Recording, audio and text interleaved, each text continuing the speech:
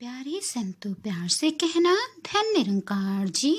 संतु जी, एक बार भगवान बुद्ध एक शहर में प्रवचन दे रहे थे और प्रवचन समाप्त होने के पहले भगवान बुद्ध ने अपने प्रवचन में कहा, जागो, समय हाथ से निकला जा रहा है। कुछ देर बाद प्रवचन भी समाप्त हो गई।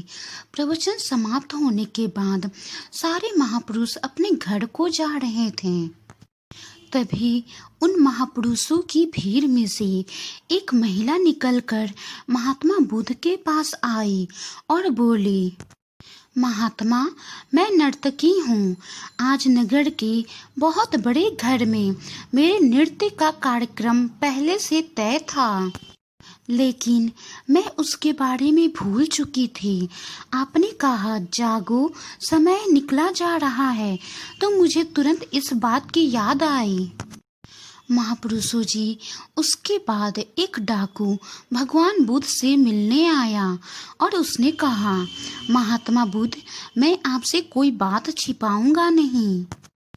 मैं एक खूंखार डाकू हूँ और मैं भूल गया था कि आज मुझे एक जगह डाका डालने जाना था, लेकिन आज आपके उपदेश सुनते ही मुझे अपनी योजना याद आ गई। महापुरुषों जी, इसी तरह एक बूढ़ा व्यक्ति महात्मा बुद्ध के पास आया और उस वृद्ध व्यक्ति ने कहा, महात्मा बुद्ध, जिंदगी भर दुनिया भर की चीजों के पीछे मैं भागता रहा। अब मौत का सामना करने के दिन नजदीक आते जा रहे हैं। अब मुझे लगता है कि ये मेरी सारी जिंदगी बेकार चली गई। मैंने जिंदगी भर कुछ किया ही नहीं, सिर्फ धन कमाने में और दूसरों से ऊंचा उठने में ही मैंने अपनी जिंदगी बेकार कर दी। लेकिन अब समय निकला जा रहा है। ये ध्यान आपके प्रवचन सुनकर ही मुझको आए। तब मुझे एहसास हुआ, पूरी जिंदगी तो मेरी आंखें खुली हुई थी, लेकिन मन की आंखें बंद थी। और जब मैंने आपका प्रवचन सुना, जागो, समय हाथ से निकला जा रहा है, तब मुझे पछतावा हुआ कि समय रहते ही मैंने परमात्मा को जाना नहीं, उसे पहचाना नहीं, ना ही कभी भजन सिमरन किया।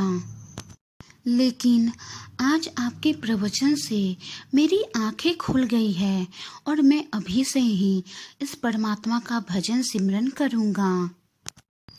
आपकी बातों से आज मेरी आंखें खुल गई है। आज से मैं अपने सारे मोह छोड़कर परमात्मा का ध्यान करूँगा। संतु जी, ये कहकर वो वृद्ध व्यक्ति वहाँ से चला गया। जब सब लोग चले गए तो भगवान बुद्ध ने अपने शिष्य से कहा, अब हमें भी यहाँ से चलना चाहिए। महापुरुषों जी, शिष्य ने महात्मा बुद्ध से कहा, भगवान बुद्ध, आपने प्रवचन में एक शब्द बोला, जागो, समय हाथ से निकला जा रहा है, और यहाँ पे जितने लोग आए सब ने अलग अलग मतलब निकाला। ऐसा क्यों? संतो जी, महात्मा बुद्ध ने अपने शिष्य से कहा, प्रवचन तो मैंने एक ही दिया, लेकिन सबने इसका अलग अलग मतलब निकाला, क्योंकि जिसकी जैसी भावना होती है उसकी वैसी मनोकामना होती है। जिस प्रकार समुद्र सभी के लिए एक ही है, लेकिन कुछ उसमें से मोती ढूंढते हैं, कुछ उसमें से मछली ढूंढते हैं और कुछ सिर्फ अपने पैर गीले करते हैं। और जिंदगी भी समुद्र की तरह ही है। ये सिर्फ हम पर निर्भर करता है कि हम इस जीवन रूपी समुद्र से हम क्या पाना चाहते हैं और क्या हमें ढूंढना है। संतु जी, हमारे अवतार वाणी में भी फरमाया गया है, समय गया हाथ न आए, अंत समय पछताएगा। हमें जीवन रहते ही जीवन का उद्देश्य को समझना है। इस परमात्मा को जानना है, पहचानना है। और संतो जी, हम बहुत ही खुशनसीब हैं कि आज सतगुरु की कृपा से इस परमात्मा को हम जान पाए हैं। और हमें अपने अंदर के वैर, नफरत, ईर्ष्या को निकाल के प्यार, वननेस का भाव अपनाना है, जैसा कि माता जी चाह रही हैं। संतो जी, अगर हमारे अंदर, हमारे मनों में नफरत, वैर, ईर्ष्या की भावना रहेगी तो हमें भी दूसरों में सिर्फ यही भावना दिखेगी। और अगर हमारे अंदर प्यार, वननेस, सहनशीलता, नम्रता की भावना रहेगी तो हमें भी दूसरों के अंदर, सबके अंदर यही भावना दिखेगी। क्योंकि जिसकी जैसी मनोकामना होती है उसकी वैसी ही भावना होती है।